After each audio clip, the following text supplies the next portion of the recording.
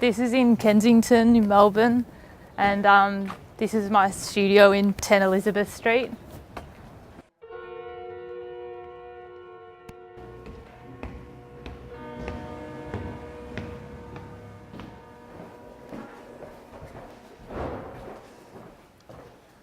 So this is the studios. I share it with about 8 other people. They used to be bigger, but we recently took down all these walls, so people have moved out because they're developing the building very shortly. So we're all going to be kicked out. In April this year, I had a show at Neon Parc in Brunswick. So I got asked to show in December, and this space is it's about 210 square metres, so it's a really big space. And I kind of wanted a big space because I wanted to do something that was quite large scale. And so this space is basically a big, it's like a shoebox kind of shape, I guess. And so I'd asked Jeff, he sometimes has walls there, but it's generally open. But for the work I wanted to make, I wanted there to be corners and for there to be somewhat of a sense of discovery as someone moves through the space. It basically worked based on the Pepper's Ghost effect, and they were these light boxes that would sit in a corner, and you have these moving objects that sat in front of them with then a screen at a 45-degree angle.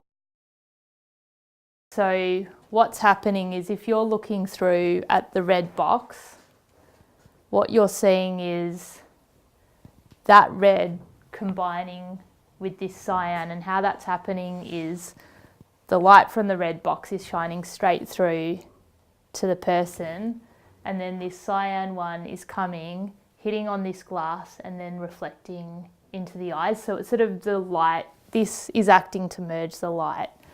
And why you're getting the different colours here is this black, all the blacks, so that's just a black triangle or diamond, and all that's doing is blocking out, say this one's blocking out the red. So you block out the red, and so all you can see is the blue. So what appears blue in the diamond is actually the black diamond on the red, and the opposite for that. So it's just this thing about colour mixing with light, and it works the opposite of colour mixing with pigments. And so I'd set it up in a way that you can see everything when you walk in. So you can see the moving shapes and the light boxes, and so in a way the viewer needs to move around to find that spot where they see the effect and then go, okay, and the important thing was for that work, you needed to have the work in a corner, for it to work. So that was why we had to build walls. And I guess it was also thinking about, in terms of that space, having the viewer walk through and discover each one. So it's you start and you can see one and one in a distance, and then start to move through, and each one and so basically there were 5 works. They were all based on the same principle and the same setup. So each had light boxes, each had a moving object, each had a screen. And so the differences were just the colour of the light boxes and the object that moved. And so, yeah, that was basically the show.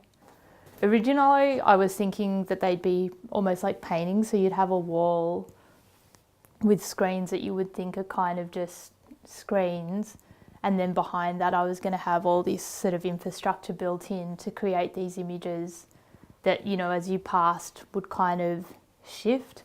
But from doing that, it just not being able to, it's probably always an issue with my work, but not being able to see how it made almost makes it less magical, because you can assume, I don't know, whatever, and it it just didn't work or give the viewer enough. So then it became this problem of trying to work out how to involve them. But also, I guess in terms of the scale, I originally did it at that head height, but then you find you exclude people that are shorter or taller, and depending on your height, you'll experience it differently because everything's relative to you. So I ended up making them 2 metres high, so it was the size almost any person would be able to see it and fit within it and experience it. So that was a lot about the scale, was just trying to figure out how people and different people might experience the work and making sure like no one kind of can't see it. That show was a really tight deadline, so I was just really happy that it worked, kind of basically. So it was the first time that I'd sort of done something of that scale, and the work was so big that I actually I almost didn't have the space to fully test it in the studio, so I tested it on a small scale and sort of was like, it worked.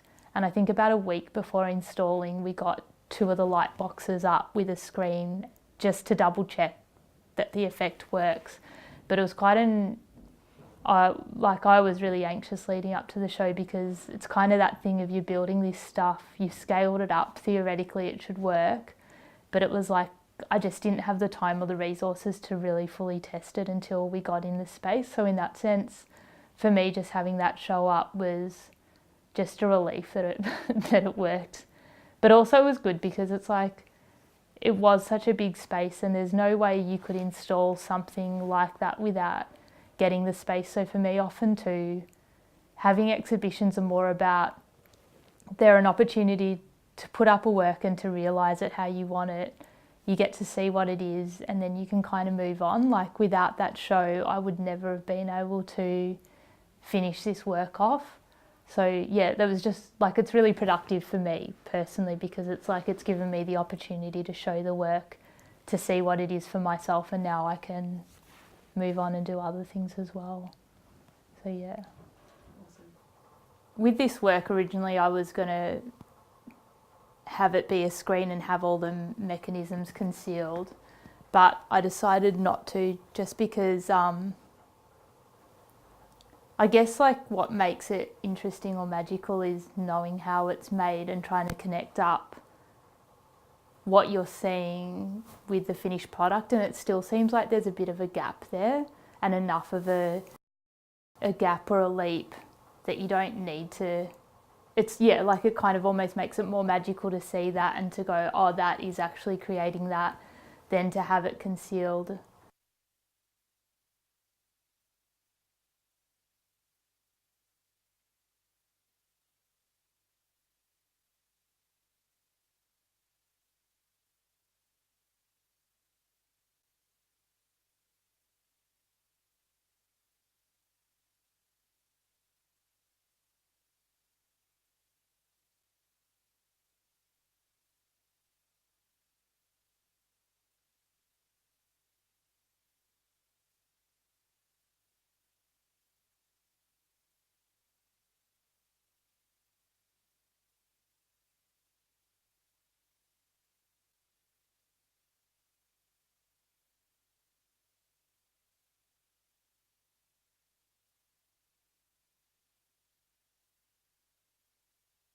And I guess that's always something in my work that I tend to prefer to have it all laid out there. And kind of because like I think some of this stuff, like even just colour mixing with light, the fact that you can shine like a red, a green and a blue light at a wall and you're going to get a white colour, to me is kind of, it just seems so counterintuitive to how we're taught to think about colour mixing, because we're taught with paint and you mix, you know, well, you get taught red, blue, yellow, which is bullshit, but it's cyan, yellow, magenta, and you're going to get a black.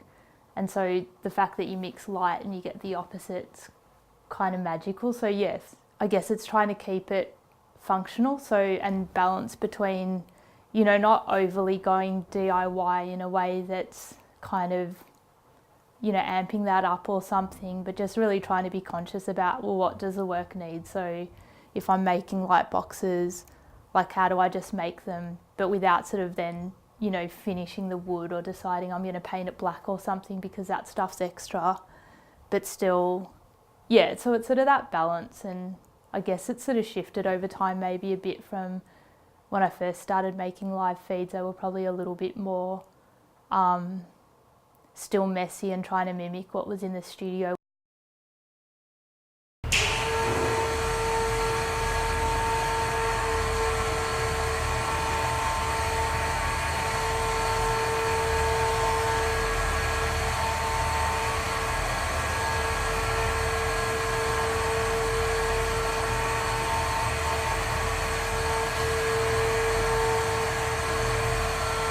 I I guess over time, my work, like I think back from that early video work that I made, from that I've sort of continued on a fairly consistent trajectory, like, and the work has changed. But I guess for me, if I think about it, working through, one thing that I do in my work is to maybe take something pretty small and to think about how things work. Like, I guess now we live in a time where there's lots of things we use all the time that we don't really understand how they work, and it's like you're never going to. But for me, it was like even that video space, it's like taking something quite simple that's doable to kind of learn about, and then trying to break that down for myself and sort of just slow that component down, or sort of see what's happening there. And I think that's sort of consistently what I do through my work. And maybe how it develops is it's often just through use of materials, so that, you know, that work I might be using, or there were some things I did at uni where I was using ping pong balls, and they were just sort of a good approximation of a circle if you light them a certain way, but then they've got properties like they bounce and that. And so, you know, you make one video with that, but then you discover, oh, I could use a ping pong ball to do this. I could put it in some water and it'll float, or if I weigh it down, it'll sink. And so each time it's just like a small permutation or addition onto things. I guess for me, I've always struggled. One thing I've really found hard with art is, how do you come up with ideas, or how do you figure out what you want to make? Like, it's like I always know, like, I want to make things, but then what do you make and stuff? And for me, one way around, two things I sort of do, I tend to sort of try to make sketches, but I also tend to set up rules and formulas, because for me it sort of is a way of generating work that I'm sort of somewhat comfortable with and just gives me something to do. But I did notice at uni, like, compared to other people, my work was, I didn't mean to do it, but I guess it is more systematic, or people often talk about I'll talk about my interest in science and stuff, but it wasn't sort of a conscious thing of bringing into the work. It was just maybe, I guess, even if I think back to school, like I was pretty average at English, and I was always good at maths. I liked science and I liked art. And so I think just naturally that's how I like to think about things. Like I don't like talking about emotions or things like stories and stuff, whereas I like more like things that are kind of limited or tangible, or that you can kind of, you know, take into units and take apart. And so I think that's just how I approach art, because like I don't know how else I'd make things. And then incidentally you end up, like I've seen over time how there has been this combining of sort of science and art in my work. And so I guess through doing it, you sort of then look back and see what your interest is rather than the other way around.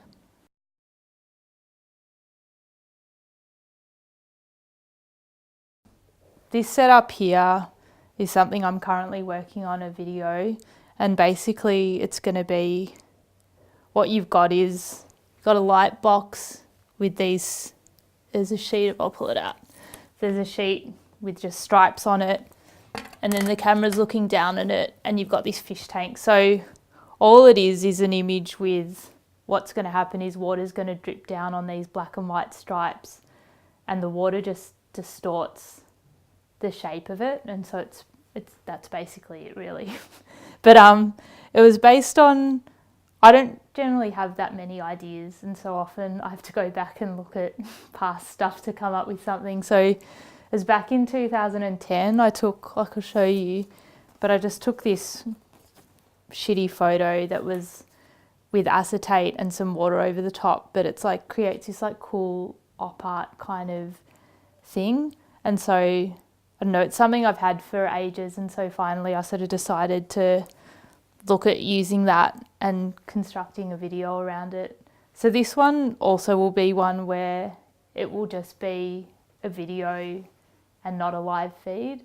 And the main reason for that is just I can't work out a way to make it into a live feed, because once you drip water in the fish tank, like how do you drain it, dry it, clean it, and then start it again as a loop? And so it's just like, maybe one day I'll figure that out, but until then it has to work as a video, in which case it just means lighting it in enough of a way that people can understand that I guess what I don't want is it to look too digital, that it just looks like a sort of animated effect.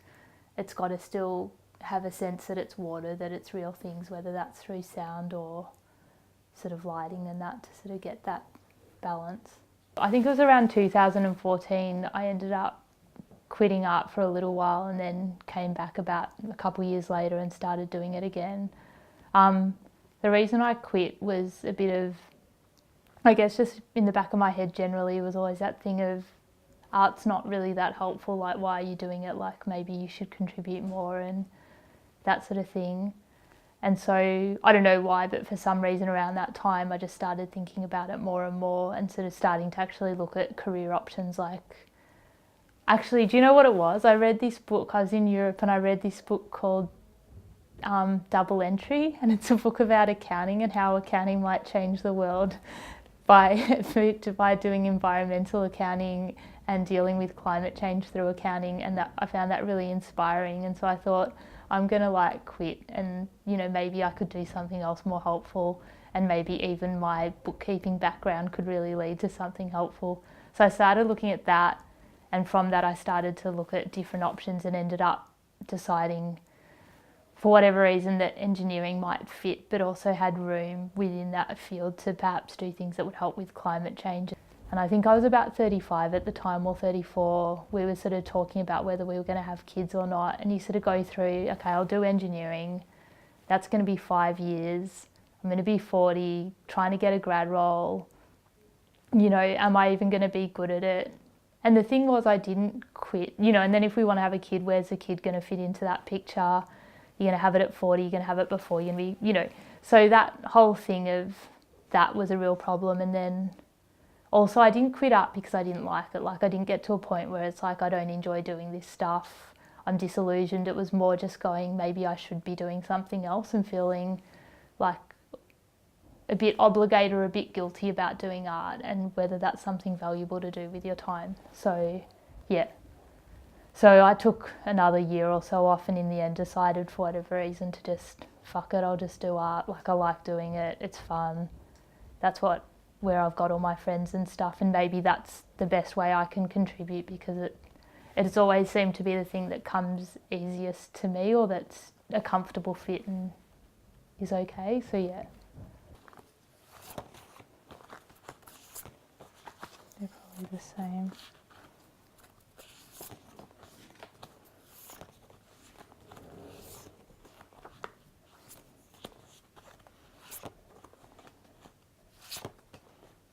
Oh, that was an early Pepper's Ghost. Oh yeah, that was nice.